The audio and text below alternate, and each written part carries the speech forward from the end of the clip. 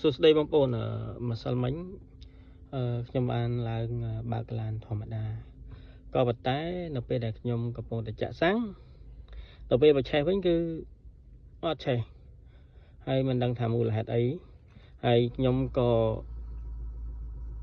ឆ្កឹះឆ្កៀលកន្លែងផ្សេងទៅពេលខ្លះខ្ញុំក៏ផ្លេចភ្លាំងដែរដោយសារយើងស្ទះនៅកន្លែងចាក់សាំងអញ្ចឹងណាអញ្ចឹងខ្លាចអ្នកមកក្រោយនេះគេស្ទះអញ្ចឹងយើងប្រវ៉ាទៅហើយអញ្ចឹងក៏នឹកឃើញថា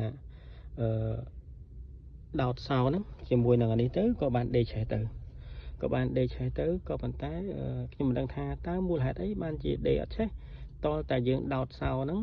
ទើបឆេះអញ្ចឹងណាក៏ប៉ុន្តែខ្ញុំក៏ភ្លេចនឹកឃើញថាប្រហែលជាម្សិលមិញហ្នឹងខ្ញុំទៅកន្លែងជាងប្រហែលជាជាងគាត់ scan ទៅគាត់ប៉ះនៅកន្លែងចំណុច key នេះ key ខាងក្រោមនេះមើលអត់ឃើញទេអញ្ចឹងហើយវាអត់ឆេះ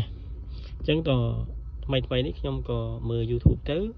យើងចុចកន្លែងត្រង់ key នៅវិញទៅគឺសោយើងគឺដំណើរការធម្មតា